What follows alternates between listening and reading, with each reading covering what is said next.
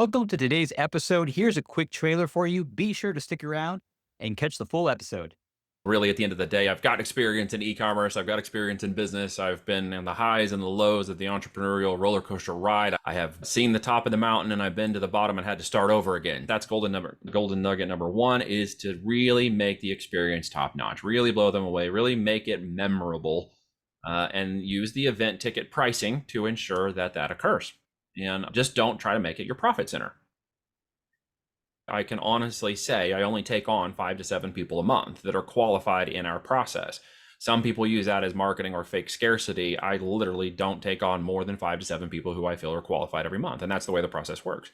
So I'm not here to convince anybody to buy into what we're doing. I'm simply inviting them to come from Hell Island and get in my rowboat so that we can row together to Heaven Island.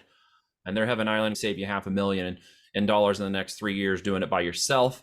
If you want to walk a process with a playbook that's already been proven through the resources and millions of dollars we spent in the last 10 years learning how to do this the right way, then I'm going to help accelerate your results. I'm going to help accelerate your benefit. If that sounds interesting to you, would you be interested? And I literally get a hand raise. And if the hand raise goes up, the intent is already there. Do I need to sell them at that point? No, I just need to guide them. I just guide them. Have you ever wondered what event leaders are doing right now to pack their rooms and convert attendees into high-ticket clients? Welcome to the High Profit Event Show, the podcast for experts who want to maximize profits and impact through live events. I'm Rudy Rodriguez, and each week I interview industry leaders to share what's working right now when it comes to filling your events, engaging your audience, and getting clients to enroll into your high-ticket programs. So stick around and be sure to hit that subscribe button.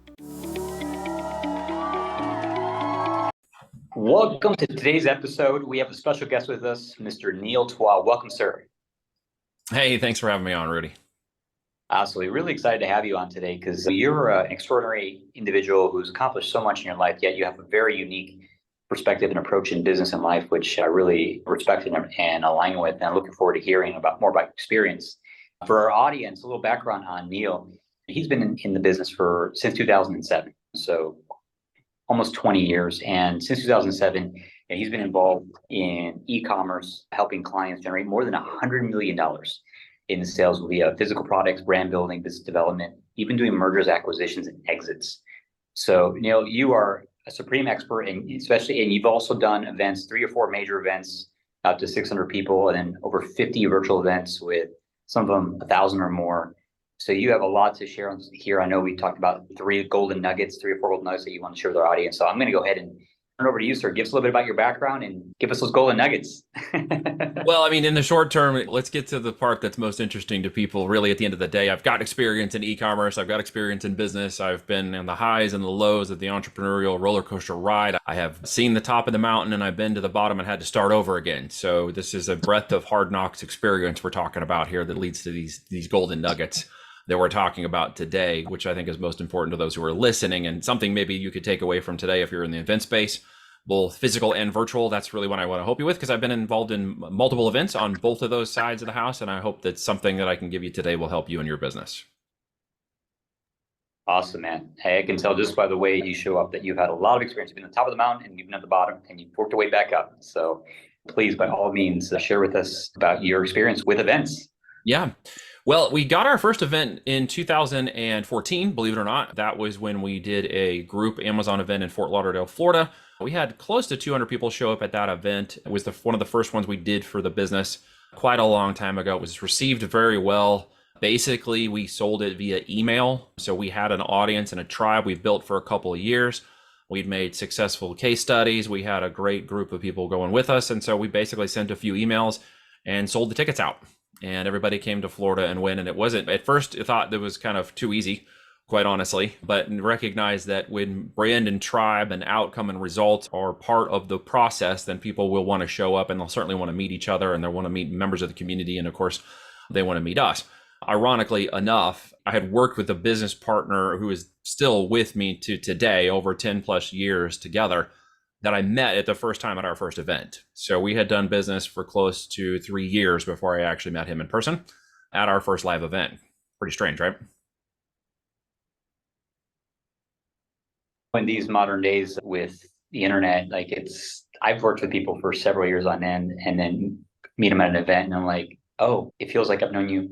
Like, I can't believe the first time we met in person. Like, is that feeling like Right. it's just like, what? I hear all kinds of I didn't realize you were that tall, or I didn't know you had blue eyes, or it's like, oh, you're different. You're a slightly different person. I mean, this is the person I know, but you're a different person. It's always funny to meet people in the first time. But the first thing about it was we learned very quickly, and this actually came from experience. My partner, Reed, had leverage because he had done a lot of events in other businesses prior to he and I doing business together. And he had actually helped Robert Kiyosaki with some of his events.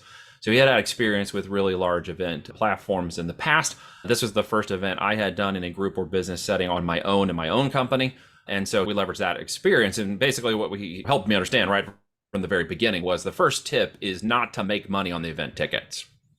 So I know that sounds opposite to your brain maybe because you're like, well, Taylor Swift just made all this money on her event tickets. And it's like, well, no, actually she made all the money on the back end of the tickets. She made it on the music. She's going to make it on the royalties.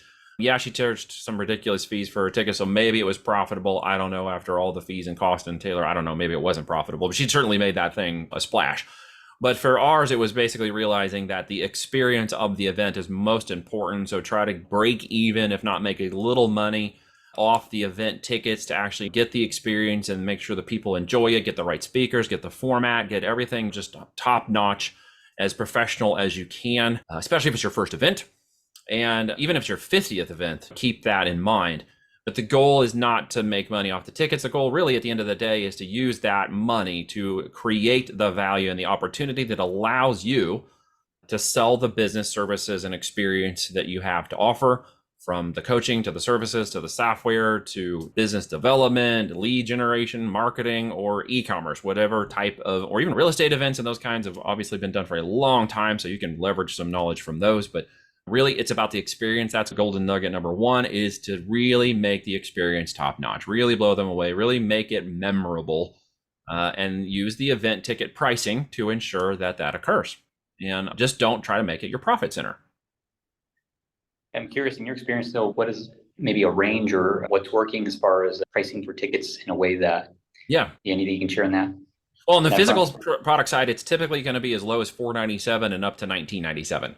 So you can price those at the same entry level as courses if you're not a course person. If you're a course person, just try to balance the difference between the course cost and the ticket so that it doesn't feel like they're rebuying the course. Although when you do provide the experience in person and get it recorded and have them, you should treat it like a full and informational opportunity. There is a balance, of course, between the knowledge you give at the event and the knowledge you want them to buy from you, or the services or products or whatever the outcome is. So make sure there's a balance. And that sort of leads to the second point we'll get to in a minute, about making sure how you produce the value of this upfront is also the value you will get out of the business, the reciprocation of that, which is the money that can be made off of these events when done correctly. Awesome. Thank you for that. And so, talking about doing the events correctly, tell us a little bit more about the event experience itself and how to run it correctly. I know you and I talked about in the book green room around how to make offers in a way that's inviting and not sales. So I'd love for you to share more about your experience on how do you engage the audience and create so much value in the event that they continue to work with you at a high level. I know you yourself experienced selling programs $50,000 and higher quite consistently. Yeah. So we always, number one, show up at the event and really produce something that maybe hasn't been heard or something that is new in the experience of the activity, the coaching, the consulting, e-commerce, whatever it is. If you've been having some experiences, if you've been in your labs playing around and you got some good stuff and you haven't shared it yet, bring that to the event. Bring a little bit of wow factor. If you can't personally bring that, or that's not the goal of your event, maybe your goal is to bring brand ambassadors or guest speakers or others to the event, I always would ask that you check their materials, product, marketing videos, and everything ahead of that to just really make sure that in the details that you're getting an experience that's got that wow factor. With the format of that information ready and guest speakers or yourself showing up to really knock it home, I always found that in our events, the Friday to Sunday was the easiest way for people who work during the week to show up, because then maybe they only have to take a half day on Friday. They can leave after Sunday afternoon to go home, fly home, or go wherever. So you give an opportunity for both those who maybe are in the entrepreneurial field already, or business owners, or those that are earning a profession or whatever, or have a job already and maybe want to change that, can still show up and participate in your event, and you get kind of the widest opportunity. What does that look like? Friday afternoon to evening. You may have a socialized event. You may have a kickoff event Friday evening, get to know each other, meet and greet, etc. And then the real training day starts early Saturday morning and goes through noon on Sunday. And that's where you provide the real value, the content, the speakers, the sessions, the workshops, however you format that. I produce in ours workshops in which we actually had people do tangible things. Like, for example, they showed up and in one of our workshops, we paired up different teams. And in that aspect, we had already pre-configured products that they could sell on accounts that they could actually use during the live training. We did a lot of work up front to make that work. And then when they showed up, each team launched a product during the workshop on Amazon. And then at the end of the 24-hour period after the launch, the team that made the most sales is the one that won. And the one that won got a big prize. So we actually had them work together as teams in workshops, launching a business together with both experienced and inexperienced sellers at that event. They helped each other. They came together and they actually sold products in the marketplace during the event and were able to see which team actually got the most. And it was a really fun activity. It was really well experienced by everybody that was there. Of course, it took us a lot of effort to put that together, but just understand that experience was a bit unique for the event space, and some of the people had never launched a product on Amazon before, and they showed up at an event and they got to be a part of a team that launched a product, and they saw the process at its high level, even down to sales work. So if you have that opportunity, if you are a lead gen person who could start an ad or have teams start ads under your framework and format of creating marketing and literally have them do that as a workshop activity as part of the event and then find out the results on Sunday, generate the lowest leads and made sales, you might win. Just simple format that you can use to create a workshop on hands-on experience to give them the understanding of the process and methodology. They won't know it all, but then that's where you step in, which is the value of what we're talking about next. Yeah, what I'm hearing, what I summarize that is use your events to help people get results during the event. Because when they get results, if it's possible, because when they get results in the event, then it's real for them. Yes. Right? Tangible, like belief and confidence. And I do know that when people get that little win, they'll have a lot more belief and they'll want to move forward with you at a higher level. That is correct. Yeah. So I'd love for you to share a little bit more about, okay, you're at the event, you help people get a result, and you want to now assist them in continuing their journey working with you in one of your programs. I know you have a business builder program, $100,000 just to start. Like, how do you bridge that gap between coming to an event, helping them get a result, and then inviting them to part of your high-level program? Well, in actuality, and in not fake scarcity marketing and without any ploy, I can honestly say I only take on 5 to 7 people a month that are qualified in our process. Some people use that as marketing or fake scarcity. I literally don't take on more than 5 to 7 people who I feel are qualified every month, and that's the way the process works. I do that to allow their ability to come in and have a unique one-on-one experience through the process while getting access to my coaches and my team and not spreading them thin, but giving them the same opportunity to present and work through the playbook. This is for us in a consultative format. We don't do course selling, so we do consultative formats, coaching and mentoring. So the way that I structured the Business Builders was a way to create an application and literally a more elite group of folks who want to learn what we're doing. There's an opportunity cost for that, of course. The opportunity could be a barrier of entry for the fee. It could be a barrier of entry for the time, the energy, or the attention. That is going to be a balance that's worked out through the process. I also have a group that I work with who helped me a little bit understand the investor DNA component of the people we've been working with and kind of helped me dial in a little bit more the type of people that make the most sense for the way we do business. And that is translated through a process we do now as our onboarding and qualification process. We even have them take what's called a DISC assessment to determine the aptitude of their business experience, both in the past and potential future, to give me an idea of their aptitude towards the business, the learning and availability of the learning, because I am really looking for those who are already on the process, already intent to go, and already wanting to work through this methodology and have decided to do it, regardless if they do it with us or not. So I'm not here to convince anybody to buy into what we're doing. I'm simply inviting them to come from Hell Island and get in my rowboat so that we can row together to Heaven Island. And their Heaven Island could be more time with family, more time with friends, could be more money, could be generational opportunities to change something in 3 to 5 years.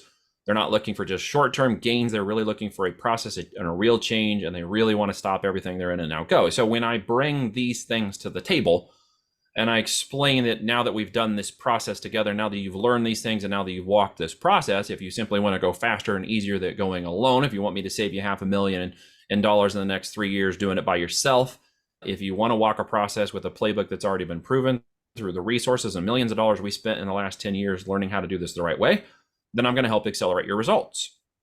I'm going to help accelerate your benefit. If that sounds interesting to you, would you be interested? And I literally get a hand raise. And if the hand raise goes up, the intent is already there. Do I need to sell them at that point? No, I just need to guide them. I just guide them. Okay, so the answer is go through this process, complete the disc, book a time with me, and we'll go over and see if you're a good fit. If you're not, then it's okay. I'm not going to disappoint you. But if you're not, I'm also not going to be disappointed because that's not how it works. Maybe the timing isn't right, etc. Maybe it doesn't work for you right now. That's okay. It's completely fine. You will decide if this is the right thing for you later on. And all I do is invite. That's it. No sales, no pitch, simply an invite to take a look. And then when the time comes, they'll take a look. And it may take them a month or two to do that, which is fine because they're in the decision-making process. But really, the type of qualifications and very succinctly wanting to know who qualifies and who does not qualify for that process isn't just a matter of money. And it can never just be a matter of money because that inverses the relationship and the true sales relationship of moving from a know, like, and trust relationship, okay, into a position of supporting somebody and actually getting the results they would hope to expect to get in this relationship. At the same time, everybody needs to remember you can't lead a horse to water and make it drink. And I think so many people are focused on the sales aspect that they just want to sell everyone, realizing that not everything you do is for everyone. There's an opportunity cost for you too. It will backfire in reviews. It will backfire in bad studies. It will backfire in loss of business, and it can backfire through processes of referral and networks and peer networks that you can't enter if you get those black marks on you. You cannot enter them. People will not want to do business with you at certain levels. So the point of all that is if you do it right from the very beginning, then it will look so much better later on.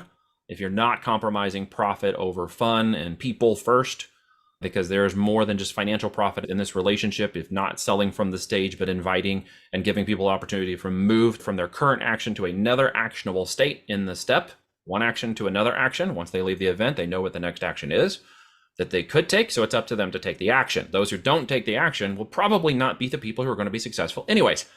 So don't go try and skirt chase them. Don't ambulance chase people who are not willing to take their own effort.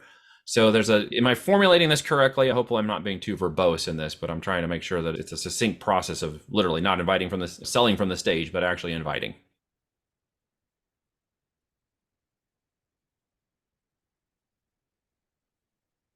Awesome.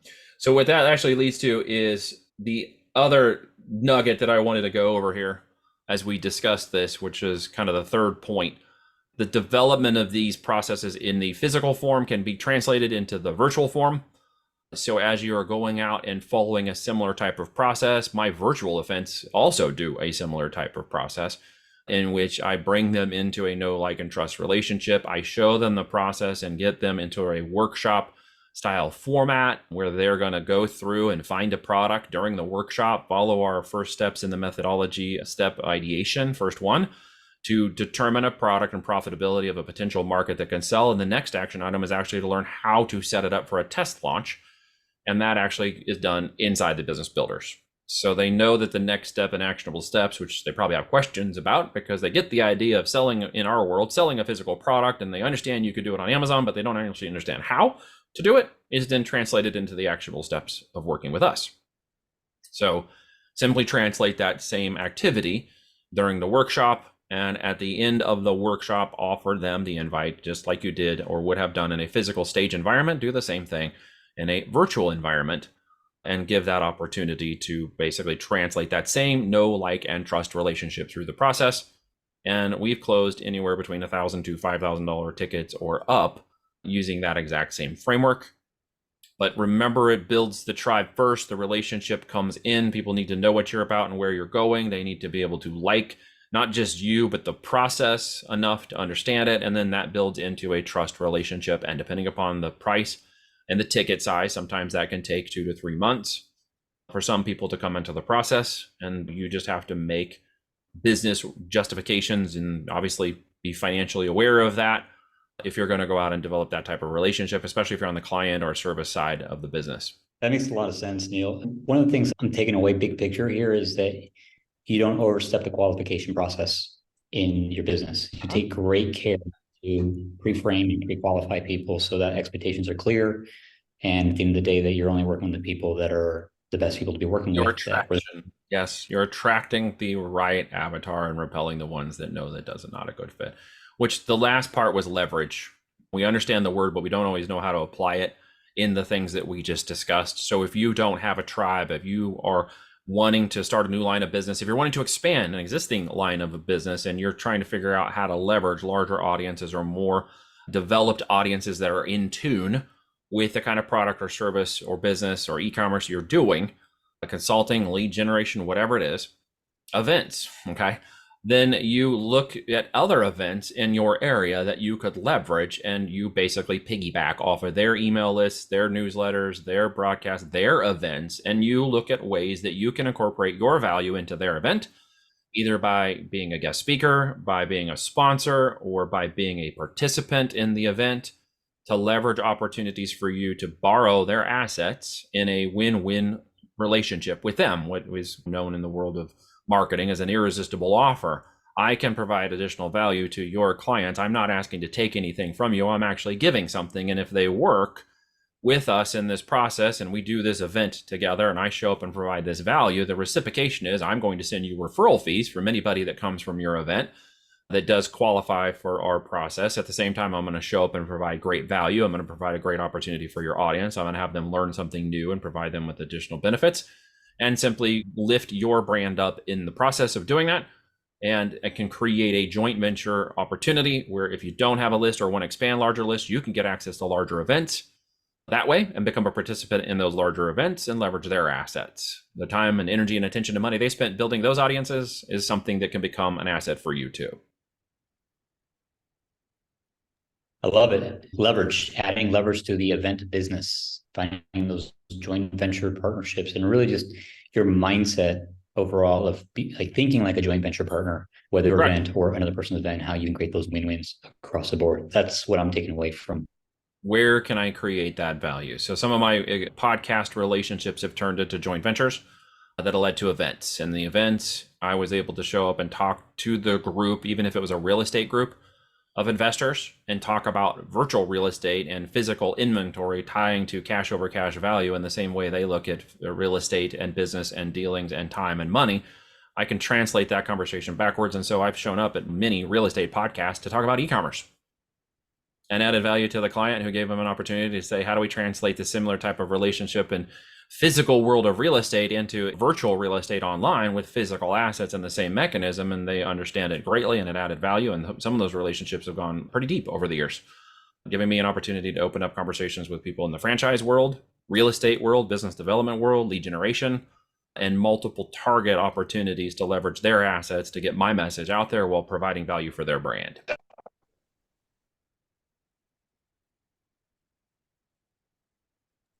Sorry for that little reverb there on the audio. Neil, remarkable, man. And so one of the things I understand about your business is, I want our audience to know more about you and how you can help them.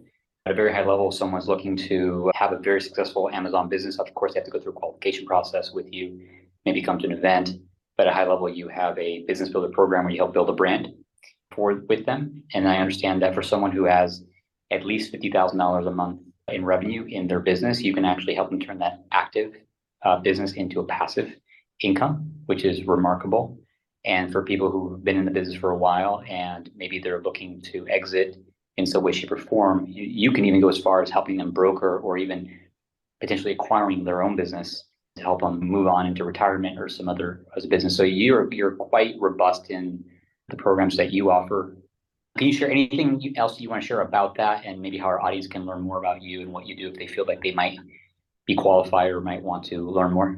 Yeah. So we do start on the Amazon channel. So let me clarify. We are business builders, okay, who happened upon e-commerce and then found the first e-commerce channel we launched on, which was Amazon. And using their Fulfilled by Amazon or FBA interface, it gave leverage to all of their infrastructure, what's called their last mile delivery. When somebody adds the cart and it shows up at your house, that Prime, we can send our packages the same way without warehousing and employees. giving us the freedom of a business model that doesn't require employees in warehouses. So if you have those things and you don't want them anymore, but you're looking for another business model, this might be for you.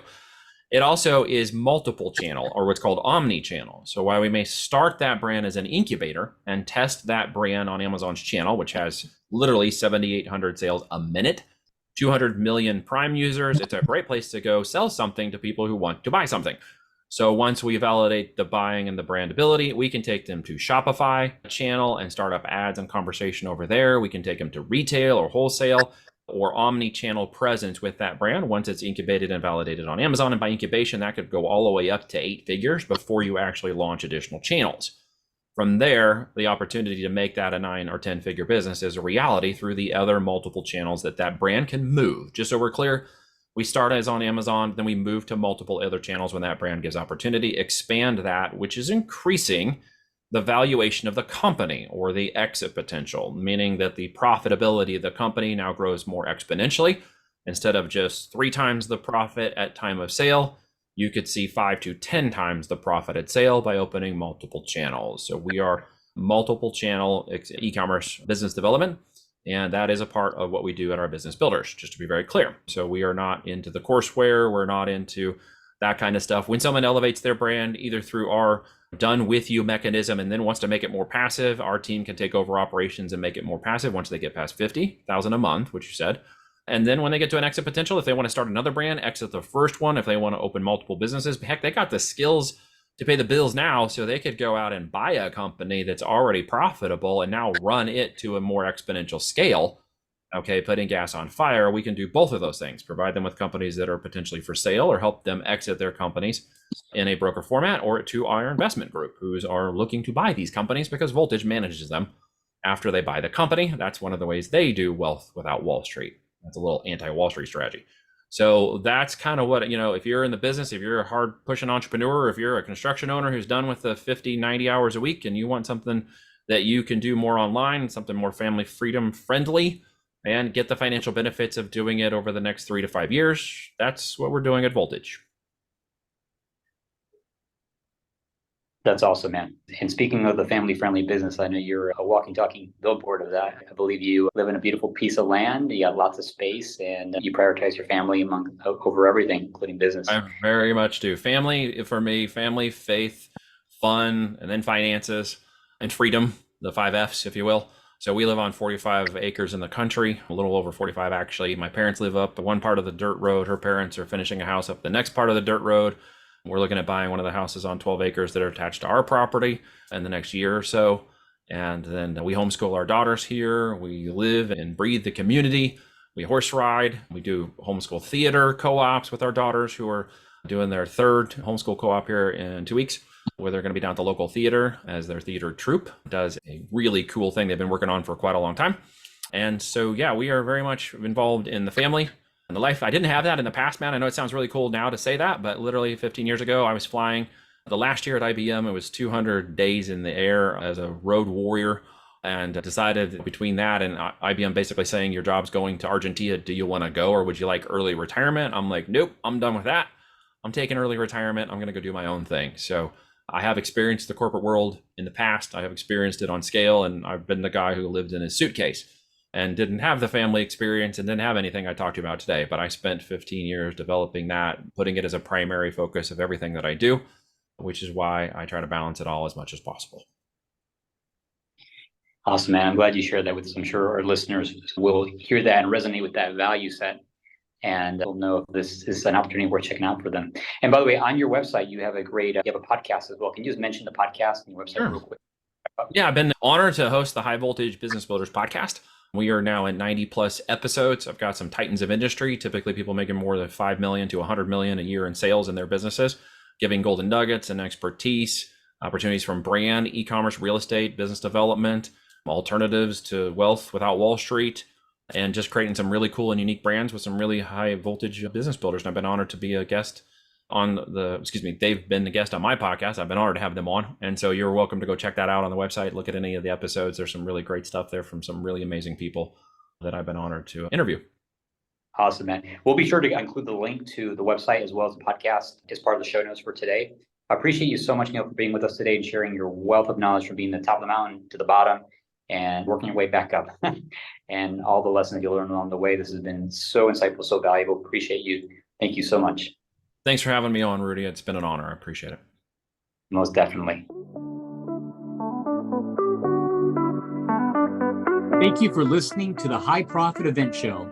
If you are a seminar leader or thought leader or event service provider who has led or supported profitable, successful events to over 100 people, and you've been effective at enrollment into your high-end coaching, education, mastermind type programs, we're looking for guests. Love to have you on the show. You can go to our website, virtualeventsalesteam.com, click on the podcast tab and submit an application to be on our show.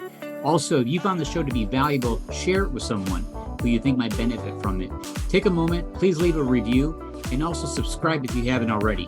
And lastly, if you have an upcoming event, whether it be virtual or in person, and you'd like to have a conversation about how to fill your coaching, education, mastermind programs fast using events, you're welcome to book a complimentary 15-minute consult with either myself or a member of my team on our website, virtualeventsalesteam.com. Again, this is Rudy Rodriguez, and congratulations on investing the time to listen to this episode. I hope it's been valuable. Have a great day.